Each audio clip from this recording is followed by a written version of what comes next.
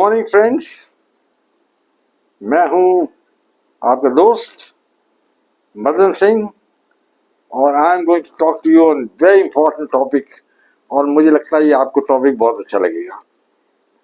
अब पाकिस्तान से जंग तो खत्म हो गई, 3 दिन की लड़ाई हुई थी, पर इसके पीछे बहुत से छुपे राज हैं which I must tell you now. And एक चीज याद रखिएगा, the theme of my this video is the duplicity of President Trump and the Americans।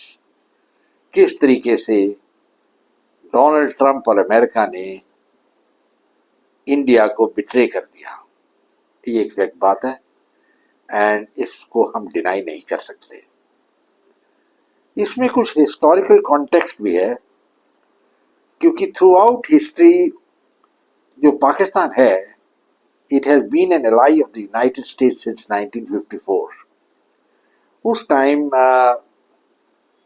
General Eisenhower थे, he was the president of America, and उन्होंने एक policy बनाई which he called it as the containment of communism, और कुछ defence pact उन्होंने बनाए to ring the communist states, that is China and the USSR. और एक पैक्ट का नाम था SEATO, that is South East Asian treaty organisation. और एक और पैक्ट बनाया था उन्होंने which was known as the Baghdad pact, and that was covering Central Asia। Eisenhower ने एलन डलस जो थे, who was the Secretary of State at that time, उनको भेजा बोथ पाकिस्तान एंड इंडिया को, and he met Nehru and the Pakistan prime minister. तो पाकिस्तान ने तो एकदम अमेरिकन ऑफर को एक्सेप्ट कर लिया। They said we are going to be with you, you are going to be our godfather. But Pandit Nehru जो थे वो डिफरेंट बेंट ऑफ माइंड के थे, उन्होंने नहीं एक्सेप्ट किया American offer, and net result हुआ कि India did not align with the Americans. और पाकिस्तान उस टाइम से has been an ally of America. आपको याद होगा कि इवन जब हेनरी किसिंगर ने पहली सीक्रेट विजिट बीजिंग को की थी, he started that flight from Pakistan at Peshawar, and it was kept secret, and only later on people came to know about it that he had flown from Pakistan। So Pakistan के साथ उनकी बहुत ही soft dealings है, despite the fact that Pakistan is a terrorist state and terrorism is its strength। and यहाँ तक कि आप जानते हो कि ओसामा बिन लादेन जो थे, the world's #1 terrorist, उसको भी हम पाकिस्तान ने छुपा के रखा हुआ था till the Americans found out about him and then killed him। So point ये है gentlemen कि America has had a soft corner for Pakistan, और despite the fact कि it is the epicenter of terrorism। और ये जो पहलगाम में जो अटैक हुआ है, this was again an extension of Pakistan's terrorism। पर इस टाइम उन्होंने गेम डिफरेंट खेली। They use the locals to make the attack while the directions were being given from the ISI headquarters in Pindi rather in Islamabad। So ये एक policy चल रही थी, and जो Biden was following this, and जो Biden ने एक ऐसी चाल चली, आप जानते हो बांग्लादेश में भी, जिसमें हिंदुस्तान को पता ही नहीं चला क्या हो रहा है। हमारे जो बड़े दिग्गज स्पाई चीफ वगैरह थे, अजीत डोवल जैसे, इनको पता ही नहीं चला क्या हो रहा है बांग्लादेश में। और एक ऐसी रेवोल्यूशन हुई, ऐसी क्रांति हुई कि शेख हसीना को वहां से भागना पड़ा। उस वक्त नरेंद्र मोदी मेरे ख्याल में चूक गए। वो एक वक्त ऐसा था कि इंडिया को शेख हसीना को बैक करना था, और हमारी फौज जो थी उसको यूज करना था फॉर इंटरवेंशन इन बांग्लादेश। पर ये नहीं किया। क्यों नहीं किया, ये तो अब हिस्ट्री ही आगे जज करेगी।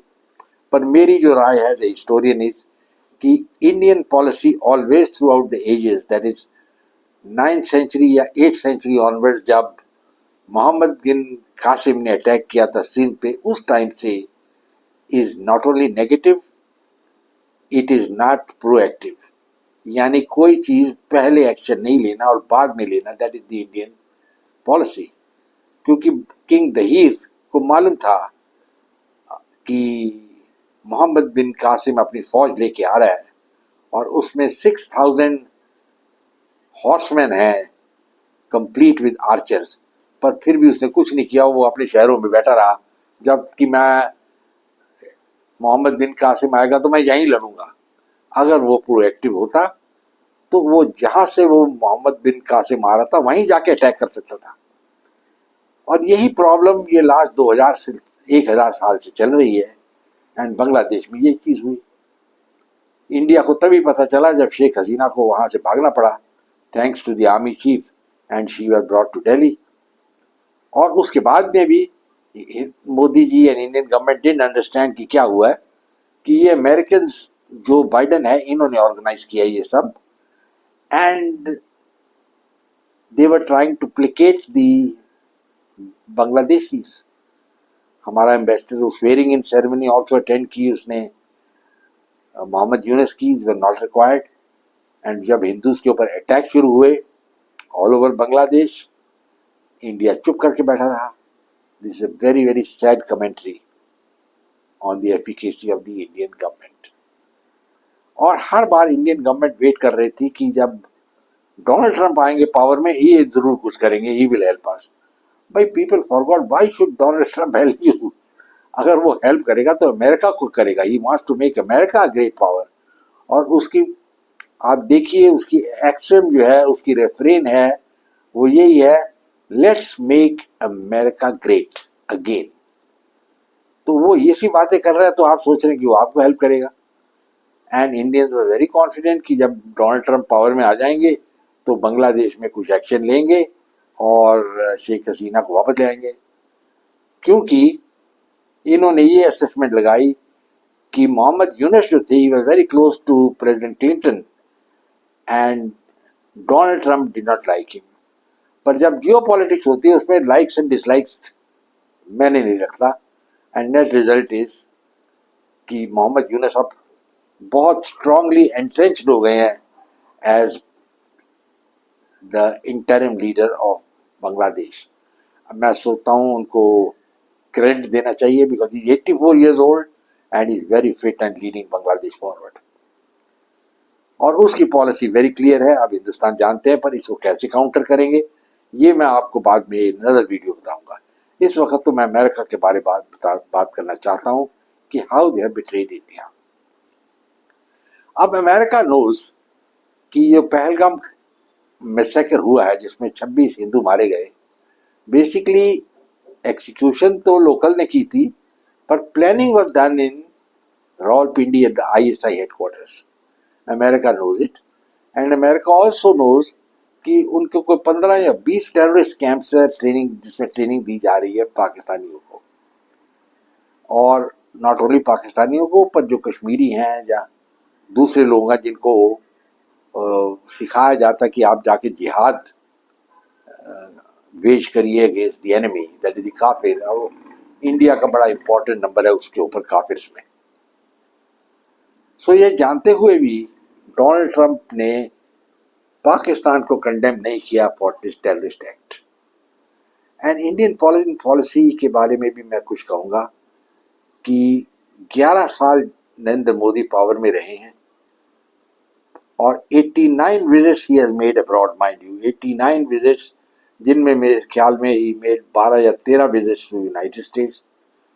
और फिर भी जब जिसको कहते हैं ना chips were down, when the chips are down, हमने देखा कि हमारे साथ कोई नहीं खड़ा। जब इंडिया ने बॉम्बिंग शुरू की पाकिस्तान की, एक भी देश इंडिया के साथ नहीं खड़ा हुआ। हमारा जो एलाई रशिया है उसने कोई स्टेटमेंट नहीं दी, और नीदर अमेरिका ने, नीदर इंग्लैंड ने, जर्मनी, इटली, किसी ने इंडिया को सपोर्ट नहीं किया। और इवन इजराइल एक स्टेटमेंट दिया सिर्फ आपके सपोर्ट में, पर वैसे फिजिकली कोई सपोर्ट नहीं दिया कि उन्होंने वेपन्स भेजे इंडिया को या नहीं। और इजराइल भूल गया कि लास्ट जब लड़ाई चल रही थी तो इंडिया ने एक पूरा शिप भर के वेपन्स के साथ इजराइल को भेजा था। सो जेंटलमैन, ये तो अनग्रेटफुल अप्रोच है। एंड इस वक्त ये रियलाइजेशन आ गई मोदी गवर्नमेंट को कि हम आइसोलेट हो गए हैं वर्ल्ड में। एंड ये isolation basically was planned by Donald Trump. Now Trump जो है उसने क्यों प्लान किया ये?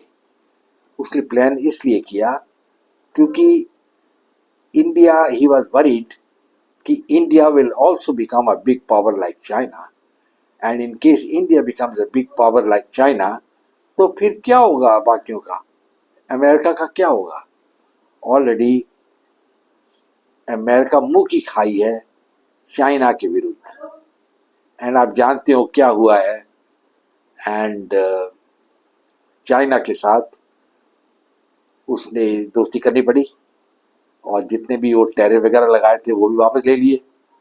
और जैसे पंजाबी कहते हैं ना, भीगी बिल्ली, एक भीगी बिल्ली बन के ही कॉर्नर में बैठ गया, पर इंडिया के साथ शेर बन के रहता है।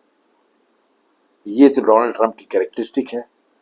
रशिया के साथ वो हर एक पॉइंट जो व्लादिमीर पुतिन रेस कर रहे हैं उनको वो सपोर्ट कर रहे हैं, उनकी हाँ में हाँ मिला रहे हैं, because he wants peace in, ceasefire in Ukraine. और क्यों वो चाहता ये है? वो कहता है कि मुझे ये सब करूंगा तो शायद मुझे नोबेल पीस प्राइज मिल जाएगा। ऑलरेडी वो ढंडोरा पीच रहा है कि मैंने इंडिया और पाकिस्तान की लड़ाई रोकी है और सीज फायर कराया है। और ये एक मेरी बहुत इंडियन गवर्नमेंट के साथ गिला शिकवा समझिए, जो वट एवर इट इज, एक फीलिंग ऑफ रिग्रेट है कि जब आपने लड़ाई शुरू की तो आपने रोकी क्यों 3 या 4 दिन के बाद? और इसमें कोई संदेह नहीं है, देयर इज नो डाउट कि इंडियन आर्मी ने और एयरफोर्स ने पाकिस्तान में तबाही मचा दी। 9 उनके टेररिस्ट कैंप्स को हिट किया, एंड उनमें से 90 टेररिस्ट मारे गए, and some very known terrorist जो थे उनको भी अगले जन्म में भेज दिया, जहां वो, खैर I do not know whether उनको हुरे मिली या नहीं, but they have been sent there. At the same time जब इंडिया ने रेसिप्रोकेट किया पाकिस्तानी अटैक को, उनकी एयरफील्ड्स बिल्कुल अनसर्विसेबल कर दी। एंड दो इंडिया के कुछ जहाज जरूर शॉट डाउन हुए हैं, ये मैं कहूँगा, बट ओवरऑल पाकिस्तान को मुंह की खानी पड़ी। एंड पाकिस्तान चाहता था सीज फायर हो जाए, और उनको एक मौका मिला। डोनाल्ड ट्रंप तो अपना नाम बनाना ही चाहते थे। उन्होंने एक चाल खेली, उन्होंने पाकिस्तान को कहा भी आपको हम $3.2 बिलियन देंगे इंटरनेशनल मॉनेटरी फंड से, पर ये पैसा तभी मिलेगा आपको अगर आप सीज फायर करेंगे, और आप इंडिया से बात करिए कि सीज फायर होनी चाहिए। पाकिस्तान सीज फायर तो चाहता ही था, बिकॉज वो 4 या 5 दिन और लड़ सकते थे, और एक पंजाबी में कहता है ना कि उनका कुंडा हो जाता, they would have been completely destroyed. तो उन्होंने हाँ को कह दिया डोनाल्ड ट्रंप को, एंड नेट रिजल्ट था कि उनके जो डायरेक्टर ऑफ मिलिट्री ऑपरेशन है उन्होंने बात किया इंडियन मिलिट्री ऑपरेशन डायरेक्टर से, एंड कहा कि हम सीज फायर करना चाहते हैं, and our director agreed. Now इस वक्त एक बहुत क्रिटिकल सिचुएशन थी, इंडिया को एग्री जरूर करना था, बट एटलीस्ट 3 दिन बाद सीज फायर करना था, ताकि जो हमारे ऑब्जेक्टिव्स हैं वो तो एटलीस्ट अटेन कर सकते हैं हम।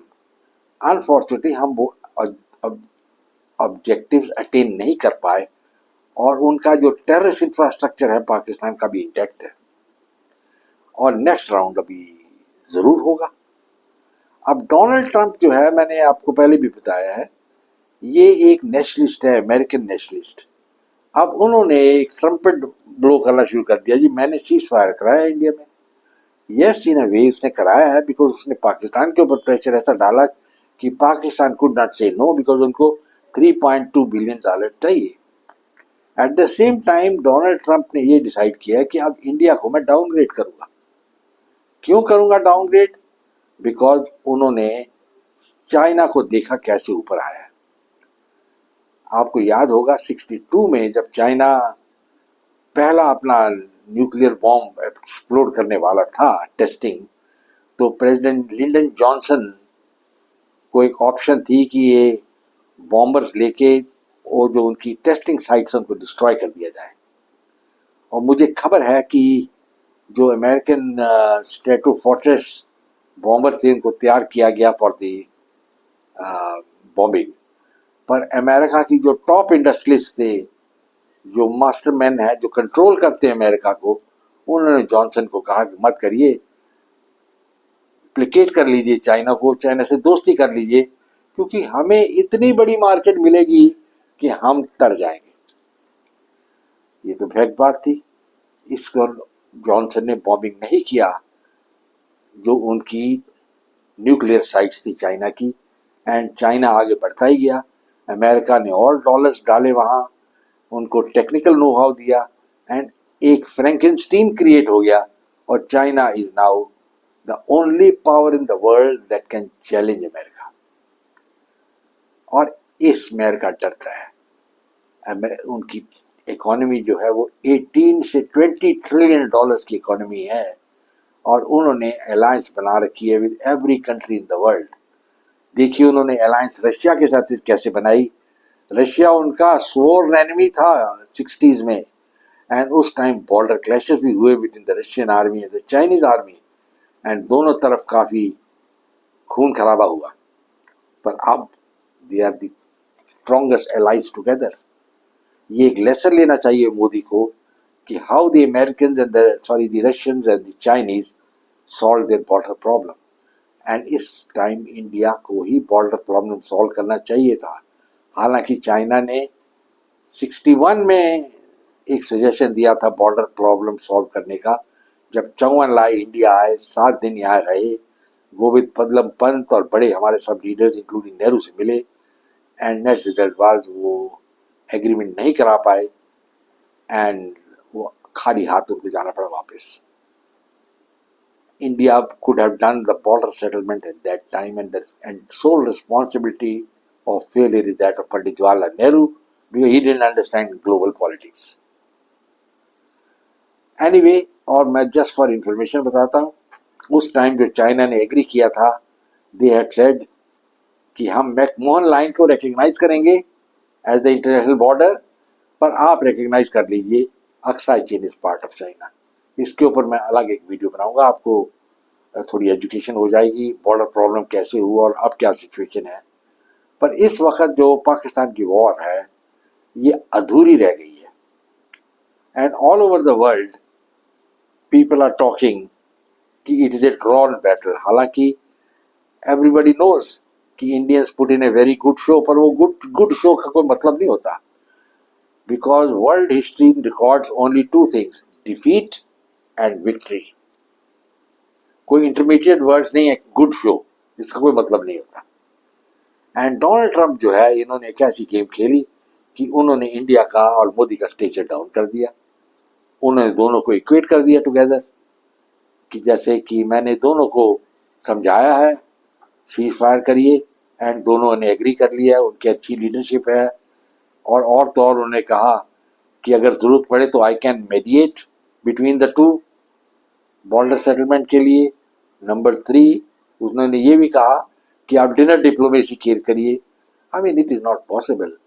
स्टेचर जो है शहबाज शरीफ का और नरेंद्र मोदी का स्टेचर जो है बहुत बड़ा है, so how can you have dinner diplomacy between Modi and Shahbaz Sharif with Trump in attendance? इसका मतलब दोनों इक्वल है, is not possible. There is no equality between India and Pakistan. India की economy is 10 times that of Pakistan, and Pakistan में कुछ आगे रहा भी नहीं है, आगे क्या करेंगे वी डोंट नो। पर उनका पीछे अंकल सैम खड़ा है। अंकल सैम मीन्स अमेरिका उनके पीछे खड़ा है। अमेरिका ने उनको हेल्प किया है, and not only that, Pakistan को बहुत स्ट्रॉन्ग हेल्प मिली from China, from Turkey, from Azerbaijan, from Egypt, from Malaysia, from Iran। और हमको हेल्प किससे मिली? किसी से नहीं। No Indian world country came in support of India. हालांकि everybody said terrorism is bad, yes, उन्होंने कंडेम किया, बट नोबडी कंडेम्ड पाकिस्तान। और ये एक पॉइंट आप याद रखिएगा कि there is many a slip between the cup and the lip. और ये अफसोस की बात है कि इंडियंस ने प्रॉपरली कार्ड्स खेले नहीं। मैं जो भी लड़ाई हुई है वो इंडिया ने बहुत अच्छी लड़ाई की, पर एक बात है कि there is an old saying, it needs the mirror to tell you how to look. आप कैसे लगते हैं आपको एक आईने में देखना चाहिए, देखना पड़ेगा। और इंडियंस को इंक्लूडिंग मोदी को आईने में देखना चाहिए कि हमारी प्रॉब्लम है हमारे बैकयार्ड में, कि जो कश्मीर वैली है, मेरे ख्याल में 99% जो लोग वहाँ के हैं दे आर एंटी इंडिया। कोई इंडिया से उनको ना कोई प्यार है, ना कोई इंडिया के साथ वो तल्लुकात रखना चाहते हैं, पर वो कहते हैं हमको पैसा जितना चाहिए देते रहिए, हमारी इकोनॉमी को अच्छा कराइए, बट बाकी हम वक्त करें तो हम आपके साथ नहीं रहेंगे। सो ये सोचने चाहिए कि हर बार जब कोई टेररिस्ट अटैक होगा पाकिस्तान इन कश्मीर, आप पाकिस्तान के ऊपर अटैक करेंगे, उससे तो चांसेस आ कि ग्लोबल वॉर भी हो सकती है, और ये पॉलिसी गलत है। खैर gentleman, I think I have made my position very clear. Donald Trump जो है ये इंडिया का दोस्त नहीं है।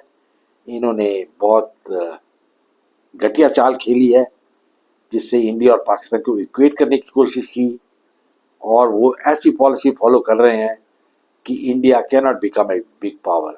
और हमारी पॉलिसी भी गलत है।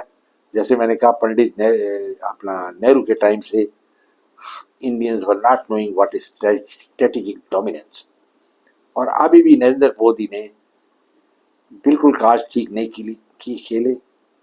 जो हमारी अलायंस थी, एलाई थी रशिया, उन्होंने हमें बैक नहीं किया और नहीं करेंगे आगे। अब खबर आई है कि वो S-350 मिसाइल सिस्टम जो है वो पाकिस्तान को बेच रहे हैं। So all this is part of the game.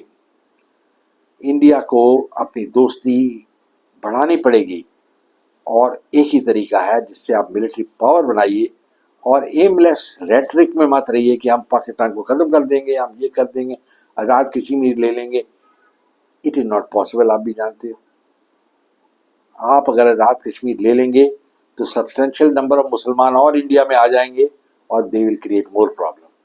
तो ये तो एक बात सोचनी चाहिए, पीओके को लेना की जरूरत ही नहीं है, वी डोंट वांट इट।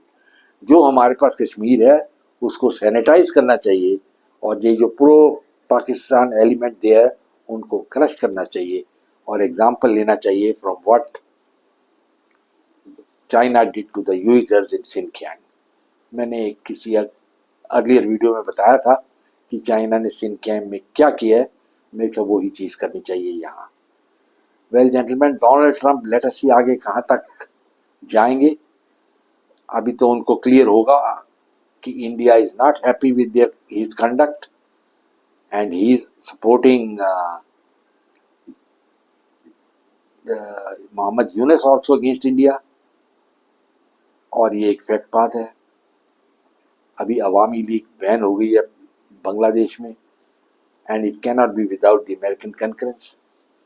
और एक चीज़ और देखिएगा, इंडिया ने बस मिस कर दी, एंड नाउ इंडिया को भुगतना पड़ेगा a enemy in the backyard, Bangladesh. I hope gentleman आपको ये वीडियो अच्छा लगा हो, and I'm looking forward to more interaction with you all. I will say goodbye and God bless. Jai Hind.